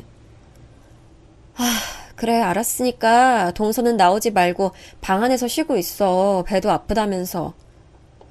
네, 어제부터 배가 너무 당겨서 아픈 거 있죠. 그리고 형님, 저 이따가 죽 먹고 싶은데 죽도 해주시면 안 돼요? 냉장고 안에 전복 있는데 직접 손질해서 전복죽 좀 만들어주세요. 동서는 제가 동선의 가정부라도 되는 줄 아는 건지 손가락질로 절 부려먹었습니다. 본인은 물걸레질 한 번도 한 적 없다고 했으면서 저보고는 깨끗하게 청소를 하려면 물걸레질을 해야 한다는 둥 자꾸만 옆에서 말을 거는 거예요. 그것도 모자라 이거 먹고 싶다 저거 먹고 싶다고 말하는데 먹는 거야 물론 해줄 순 있지만 말하는 뽐새가 너무 얄미웠어요. 하지만 임신한 상태니까 성격이 예민해지고 까다로워지는 건 당연하다 생각하면서 버텼죠. 그리고 드디어 동서가 아이를 낳게 됐을 땐 정말 온 가족이 기뻐했어요. 근데 동서는 출산 후 몸이 다 풀릴 때까진 무조건 산후조리원에서 지내겠다고 하더라고요. 가족들 모두가 얼른 아이 얼굴을 보고 싶어 했지만 동서는 산후조리 기간 내내 아이 얼굴은커녕 목소리도 들려주질 않았어요. 그래서 저와 시어머니께서는 기다리다 못해 어디 산후조리원인지만 알려주면 찾아가서 잠깐 아이 얼굴만 보겠다고 했는데 동서는 나중에 알려주겠다고 말하고는 차일피일 미루면서 절대 알려주지 않는 거예요. 그런데 시어머니께서 서방님과 전화통화를 하다가 우연히 동선의 부모님이 산후조리원에 계시다는 걸 알게 됐지 뭐예요. 예, 지금 들리는 목소린 사돈댁 아니야? 지금 산후조리원에 사돈댁이 같이 계신 거야? 아, 그게요, 엄마. 이 사람이 친정 부모님이 보고 싶다고 하도 그래서 아주 잠깐 오신 거예요. 아, 그래. 새아가가 자기 친엄마가 보고 싶다는데 어쩔 수 없지. 그럼 혹시 나는 언제 한번 찾아갈 수 있는지 물어봐 줄래? 죄송해요, 엄마. 그게 이 사람이 좀 불편하다고 해서요. 아무래도 산후조리 다 끝날 때까진 못 오실 것 같아요. 정말 죄송해요. 시어머니 옆에서 서방님과의 통화를 듣고 있으니 화가 나다 못해 분통이 터지더라고요. 저는 너무 열이 받아 시어머니께 전화를 넘겨달라고 해서 서방님께 할 말이 있으니 동서 좀 바꿔달라고 했습니다. 그러자 아주 박다 못해 즐거워 웃는 목소리로 동서가 전화를 받더군요. 동서, 친정 부모님이 더 편한 건 알지만 그래도 이건 정말 경우가 아니지. 우리는 아기 얼굴 잠깐 보는 것도 거절하고 산후조리원 위치도 안 알려줬으면서 동서 부모님들은 아예 거기 눌러 앉으셨나 봐. 정말 너무한다. 어머니가 뭐 대단한 거 말하셨어? 손주 얼굴만 잠깐 보고 싶으시다는 마음이 그게 그렇게 불편해? 동서한테 정말 실망이야. 사람 그렇게 사는 거 아니야. 저는 동서에게 말을 쏘아붙이고는 전화를 끊었습니다. 생각할수록 어찌나 서운한지 전화를 끊고도 분이 가라앉지 않더라고요. 저도 이렇게 서운한데 시어머니 마음은 어떻겠어요? 하지만 시어머니께서는 조금 서운한 기색을 비치시다 그럴 수도 있다며 동서의 입장에서 잘 생각해보자고 절 타이르시더군요. 그렇게 시어머니께서 마음 넓게 매번 동서의 입장을 생각해 주셨지만 동서의 행동은 나아지는 게 없었습니다. 오히려 더 심해졌죠. 동서는 이후 아이의 육아에 관해서는 시댁 식구들의 말은 어느 하나 듣지도 않고 알아서 하겠다고 선언하며 아예 시댁 식구를 배척했습니다. 게다가 조카가 갓난아이일 때도 이리저리 핑계만 대며 얼굴도 안 비치더니 어린이집 다닐 무렵엔 아이의 공부를 위해서라며 시댁 행사도 전혀 참여하지 않았고 명절에도 오지 않았어요. 그 대신 명절 때마다 친정 가족들끼리 여행을 다녀오거나 했는데 대체 무슨 심보인지 여행 가서 찍은 사진들을 가족 단톡방에 올리며 자랑하는 거예요. 그때마다 얼마나 황당하던지요. 황당한 건 저뿐만이 아니었는지 시어머니께서도 표정이 매우 좋지 않으셨어요. 하지만 그때도 시어머니께선 동서에게 질책 한마디 하지 않으셨습니다. 시어머니께서 처음에 동서가 임신했을 때 얼마나 기뻐하셨는지 옆에서 다 지켜본 저로서는 동서 태도가 너무 기가 차고 괘씸했습니다. 하지만 시어머니께서는 속상한 마음을 티내지 않으려고 하셨어요. 그저 동서의 사진을 보며 잘 지내고 있는 것 같아 보기 좋다고만 하셨죠. 그 모습을 보고 있으려니 참 마음이 많이 아팠습니다. 시간이 지나도 동서의 행동은 쭉 그대로였습니다. 거의 몇 년 동안 시어머니께서는 손주의 얼굴 한번 제대로 본 적이 없으셨죠. 그러다 시어머니께서도 더는 참기 어려우셨는지 이번에 단단히 마음을 먹고 동서에게 연락하셨대요. 둘째 아가야, 혹시 이번 명절에도 오지 않을 생각일까? 네가 일이 많이 바쁜 건 알고 있는데 이게 도대체 몇 번째인지 모르겠네. 네 얼굴도 손주 얼굴도 못 본 지 너무 오래돼서 참 많이 보고 싶다. 그러니까 이번 명절에는 꼭 와줬으면 좋겠네. 예? 어머니, 갑자기 왜 그러세요? 저 일이 많이 바빠서 못 가는 거 아시잖아요. 그리고 제 얼굴이나 우리 진영이 얼굴은 제가 사진 보내드린 걸로 보시면 되잖아요. 그래. 알곤 있는데 사진으로 보는 거랑 직접 보는 건 다르잖아. 지금 몇 년이나 얼굴을 못 봐서 내가 우리 손주 얼굴이 가물거릴 정도야. 그러니까 이번 명절엔 꼭 오도록 해. 네가 매번 명절 때마다 바쁘다고 해서 이렇게 몇 달 전에 얘기하는 거야. 그러니까 잊지 말고 이번에는 꼭 오렴. 시어머니의 말을 들은 동서는 도통 오고 싶지 않았는지 그동안 연락 한 번 하지 않던 제게 따로 연락해 시어머니께 잘 말씀드려달라고 하더군요. 저는 듣자마자 기가 찼습니다. 필요할 때만 연락하는 동서 태도가 정말 위선적이었어요. 그래서 저도 따끔하게 동서에게 말했습니다. 동서, 정말 해도 해도 너무한 거 아니야? 아니, 명절마다 바빠서 못 오겠다고 하더니 가족 단톡방에다가는 친정이랑 여행 다녀온 사진 떡하니 올려놓고 그랬잖아. 어머니께서도 알면서 많이 참으신 거니까 그런 말 하지 말고 이번 명절에는 꼭 와. 알았어? 형님, 그건 몇 달 전부터 계획한 일들이라서 어쩔 수 없이 그랬던 거예요. 제가 설마 일부러 그랬겠어요? 사는 게 바빠서 까먹고 하다가 그런 거죠. 그리고 명절 때도 애들 공부 때문에 바빠서 그런 걸 어떡해요? 그럼 이번에 어머니께서 몇 달 전에 연락하신 거니까 동서 말대로라면 미리 약속 잡은 거나 다름없잖아. 그럼 이번 명절에 올 수 있겠네. 그리고 명절에 무슨 공부야. 그날 하루 정도 공부 안 해도 동서 아들은 동서 닮아서 머리가 있으니까 별일 없을 거야. 그러니까 꼭 와. 이후 동서에게서 몇 번 연락이 왔지만 전 똑같이 말하고 끊어버렸죠. 그리고 드디어 명절이 됐어요. 저는 오랜만에 보는 조카를 위해 여러 가지 음식도 잔뜩 만들고 선물도 준비했어요. 남편도 오랜만에 볼 남동생과 대작할 생각에 술과 용돈을 잔뜩 준비했고요. 시어머니께서도 내심 기대가 크셨는지 따로 용돈에 선물을 가득 준비하셨죠. 조카가 얼마나 컸을지 다들 궁금해하며 이야기하는 동안 동서네가 도착했습니다. 서방님이 먼저 현관에 들어서서 시어머니께 크게 인사를 드리며 남편과 인사를 나눴고 그 뒤로 동서와 조카가 들어왔어요. 동서는 얼굴이 굳은 상태로 고개만 까딱거리며 인사하더군요. 그게 안이 꼬아 보였지만 조카를 보니 곧 그런 마음이 사라졌습니다. 주변을 둘러보며 눈을 반짝이는 게 어찌나 사랑스럽던지요. 6살 조카의 모습은 마치 제 아들의 어렸을 적 모습 같아 너무 귀여웠습니다. 시어머니께서도 오랜만에 손주를 보고 많이 기쁘셨는지 보자마자 허리를 굽히고 두 팔 벌려 조카 이름을 부르셨어요. 진영아, 아유 할머니야. 진짜 오랜만에 보네 우리 새끼.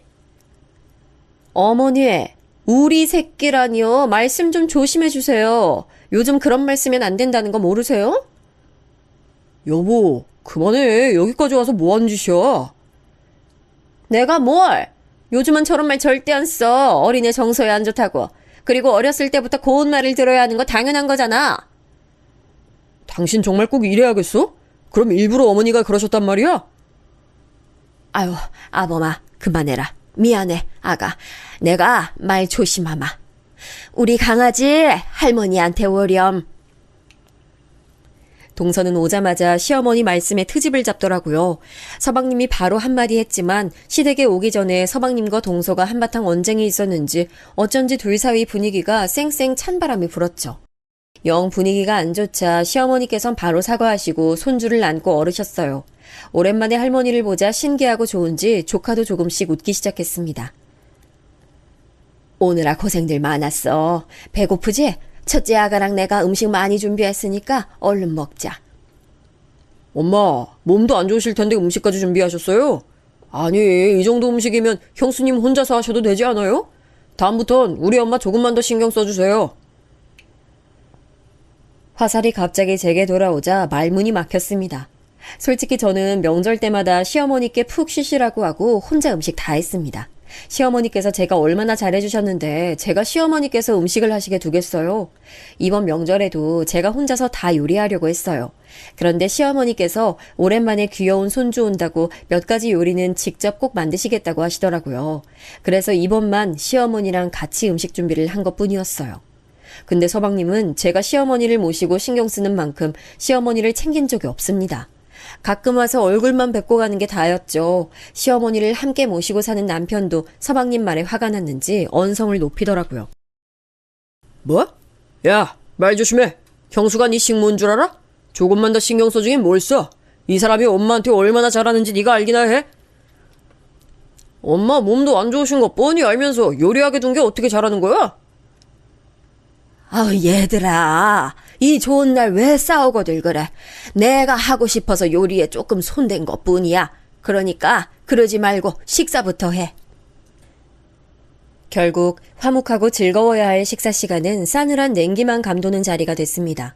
조카도 어른들 분위기에 위축돼 눈치만 보더라고요. 그래서 시어머니께서 손주 기분을 풀어주기 위해 말을 많이 거셨습니다. 시어머니께서 주도적으로 분위기를 풀려고 하시니 결국 남편과 서방님도 서로 화해를 냈고 그렇게 분위기가 좋아지는 것 같았어요.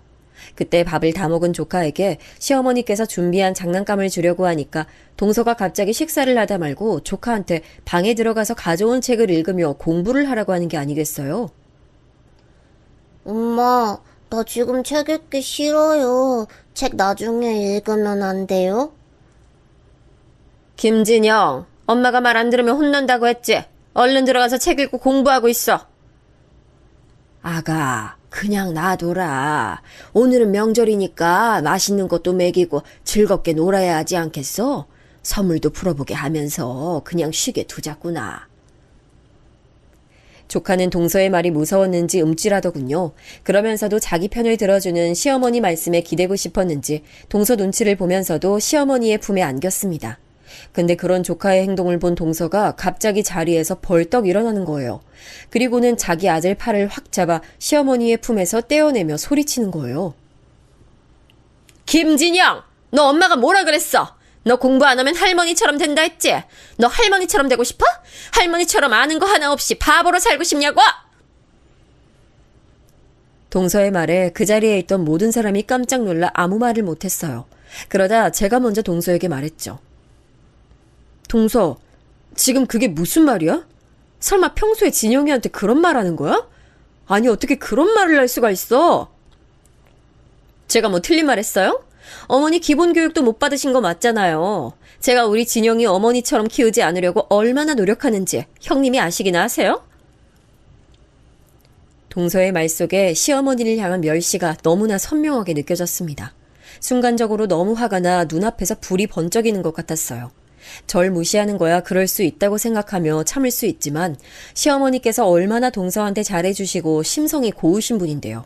저는 머리 끝까지 화가 나 바로 의자를 박차고 일어나 동서에게 달려들었습니다. 그리고 있는 힘껏 동서의 뺨을 올려쳤습니다. 철썩 소리가 날 정도로 손을 올리니 동서가 거실에 날아가듯 쓰러지더군요. 저는 쓰러진 동서에게 바로 소리쳤습니다. 야, 네가 명문대 교수면 다야? 그리고 우리 어머니가 뭐가 어때서? 너 따윈 상상도 할 수 없는 힘든 여건 속에서 네 남편 키우고 우리 남편 키우고 다 하신 분이야. 근데 우리 어머니가 왜 너한테 그딴 소리를 들어야 돼? 지금 날 쳤어? 네가 뭔데 날 쳐? 이것 봐. 못 배운 것들은 이렇게 천박하다니까. 그래, 난 화나면 참지도 못하고 손이나 올리는 천박한 인간이다. 그러는 너는 뭐 대단한 인간이야? 이 배은망덕하고 짐승만도 못한 인간아. 뭐? 짐승만도 못한 인간? 너 내가 가만 안 둘 거야. 내일 당장 너 고소할 거야. 동서 말을 들으니 다시 속에서부터 화가 올라와 눈이 돌더군요. 어쩜 이렇게 자기 잘못을 전혀 모르는지 이해가 안 갔어요. 저는 울분을 참지 못하고 다시 동서한테 달려들어 손을 올리려고 했는데 서방님이 절 막더군요. 남편은 저에게 똑같이 달려드는 동서를 막았고요. 서로 고함이 오가는 상황에서 시어머니께서 울고 있던 조카를 방 안에 데려다 주시곤 다시 거실로 나오셔서 한마디 했습니다. 당장 조용히 하지 못하겠니? 저는 시어머니의 녹이 어린 목소리에 깜짝 놀랐습니다. 연세도 있으신데 어디서 그런 큰 목소리가 나오셨는지 몰라요. 그때 모두가 조용해지자 시어머니께서 동서와 서방님을 보며 말씀하셨죠. 둘째 아가야, 난 네 말대로 배움이 짧다. 하지만 난 하늘에 부끄러움 없이 정직하고 바르게 살았어. 그런데 네 눈에 그렇게 살아온 내가 잘못돼 보인다면 그래, 이제 앞으로 찾아오지 않아도 돼. 네 아들이 날 닮을까봐 걱정된다면 다시는 안 와도 돼. 시어머니께서 화가 난 걸 본 서방님이 죄송하다고 했지만 동서는 바락바락 소리 지르더군요. 예, 말 잘하셨어요. 애당초 이런 천박한 집안에 우리 진영이 데려오고 싶지도 않았어요. 이런 곳에서 진영이가 뭘 배우겠어요? 맹모 삼천지교라는 말이 있듯이 교육 환경이 얼마나 중요한데요? 여보, 그만 좀 해. 아니, 엄마 오해해요. 이 사람이 지금 화나서 막말하는 것뿐이에요. 그리고 엄마가 국민학교만 나온 건 사실이니까 그렇게 화낼 일은 아니잖아요. 예? 아범아, 나도 화가 나서 내뱉는 말실수와 본심은 구분할 줄은 알아. 오늘 네 처와 네가 하는 말을 보니까 아무래도 내가 너를 잘못 키운 것 같네. 가. 그리고 다시는 오지 마. 시어머니 말씀에 동서는 기다렸다는 듯 바로 방에 있던 자기 아들 손을 붙잡고 끌고 나갔어요. 서방님도 잠깐 동서 좀 보고 오겠다고 나가더니 그대로 돌아오지 않았습니다. 폭풍 같은 시간이 지나고 시어머니께서는 잠시 혼자 계시고 싶으시다며 방으로 들어가셨어요. 저는 시어머니의 그런 모습에 가슴이 찢어졌어요.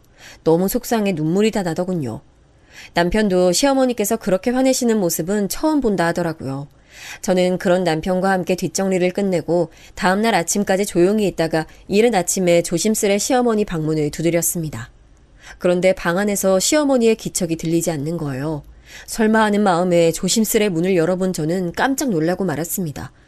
방 안에 시어머니께서 안 계신 거예요. 저는 당황해 아직 잠들어 있던 남편을 흔들어 깨웠는데 그러자마자 곧 현관문을 열고 시어머니께서 들어오시는 것 아니겠어요? 어머니, 아침 일찍부터 어디 다녀오신 거예요? 방에 안 계셔서 깜짝 놀랐잖아요. 그랬니? 많이 놀랐구나. 별일은 아니고 할 일이 좀 있어서 어디 좀 다녀왔어. 어머니께선 그렇게 말씀만 하시고 옅은 미소 지으시며 그대로 방에 들어가셨습니다. 더 자세히 여쭤보고 싶었지만 때가 되면 직접 말씀해 주시겠지 싶어 조용히 고개만 끄덕였죠. 그리고 한 달이 좀 지나고 드디어 시어머니께서 말씀하신 할 일이 무엇이었는지 알게 됐어요. 하루는 갑자기 서방님이 우리 집으로 찾아온 거예요. 그것도 엄청나게 당황해서 허겁지겁 말이에요. 형수님, 엄마 지금 어디 계세요? 지금 방에 계시는데 무슨 일이라도 있으세요? 서방님은 제 말을 듣자마자 시어머니 계신 방으로 달려갔습니다. 저도 놀라서 그 뒤를 쫓아가 보니 서방님이 시어머니께 무릎을 꿇고 있더군요. 엄마, 제가 잘못했어요. 그렇다고 갑자기 집을 빼버리는 게 어딨어요. 제가 얼마나 놀란 줄 아세요? 우리 지금 당장 길거리에 나앉게 생겼어요. 하지만 시어머니께선 눈길도 주지 않고 대답도 안 하시더라고요. 서방님은 애원하다가 화도 내며 시어머니께 어떤 말이라도 들으려고 했습니다. 하지만 시어머니께서는 딱 한마디 하셨습니다. 나가. 엄마, 제가 잘못했다니까요. 제가 지은이 데리고 와서 사과시킬게요. 예? 지금 밖에 있으니까 바로 데려올게요. 말을 마친 서방님은 다시 밖으로 뛰어나갔죠. 그동안 시어머니는 아예 등을 돌리고 앉으셨습니다. 얼마 지나지 않아 동서와 서방님이 다시 집 안으로 들어와 시어머니 앞에 무릎을 꿇으며 빌더라고요. 어머니, 제가 잘못했어요. 제가 생각이 짧았어요. 다신 그런 말 하지 않을 테니까 제발 용서해 주세요. 제발 집만이라도 다시 어떻게 해주세요. 네? 엄마, 지은이도 지금 잘못했다고 빌고 있잖아요. 한 번만 봐주세요. 진영이를 집 없이 키울 순 없잖아요. 제발요. 나는 둘째 아들도 둘째 며느리도 없어. 나가. 저는 동서와 서방님의 말씀을 토대로 어떤 상황인지 알 것 같더라고요. 솔직히 좀 시원하면서 그렇게 높던 동서의 콧대가 부러진 걸 보니 고소했죠. 그렇게 옆에서 가만히 지켜보고 있었는데 갑자기 동서가 저한테 매달리는 거예요. 형님, 제가 잘못했어요. 어머님께 말씀 좀 드려주세요. 전 그저 진영이를 잘 키우고 싶은 마음에 그때 말이 헛나온 거예요. 네? 아, 그래? 하긴 동서는 항상 진영이를 잘 키우고 싶어 했지. 근데 그럼 원하는 대로 된 거 아니야? 이제 시댁 안 오고 애 공부에만 전념하면 되잖아. 잘 됐네. 형님, 정말 너무하세요. 형님이 뺨 때린 거 제가 고소도 안 했잖아요. 근데 이러시기에요? 정말 기가 찬다. 지금이라도 고소하고 싶으면 해. 난 겁 안 나. 그리고 내가 너무하면 지금까지 동서와 서방님이 한 짓은 뭐라고 생각해? 제발 두 사람이 한 행동을 먼저 생각해. 말 다 했으면 이제 어머니 말씀대로 나가줘. 그리고 이젠 다신 찾아오지 마. 제 말에도 서방님과 동서는 한동안 집 밖으로 나가지 않으려고 용을 썼습니다. 그래서 하는 수 없이 가게에서 일하고 있던 남편을 불러 둘을 내쫓았어요. 시어머니께서 두 사람이 한바탕 난리를 치고 가버리자 속이 많이 상하셨는지 며칠 동안 밥도 잘 못 드시더라고요. 그리고 뒤늦게 저는 시어머니께 어떻게 된 일인지 들을 수 있었습니다. 알고 보니 시어머니께서 부동산을 몇 채 가지고 계셨더라고요. 땅을 보는 눈이 있으셨던 건지 건드리는 부동산마다 다 수익이 잘 나셨대요. 그렇게 부동산으로 재산을 불려 남편의 가게도 내주시고 서방님이 대학교 교수가 될 때까지 전부 뒷바라지 하셨던 거더라고요. 결혼 초에 남편이 장만해오겠다던 집도 사실은 시어머니께서 주신 거였대요. 정말요? 그럼 왜 이제껏 한 번도 말씀 안 하셨어요? 괜히 분란 일으키고 싶지 않았어.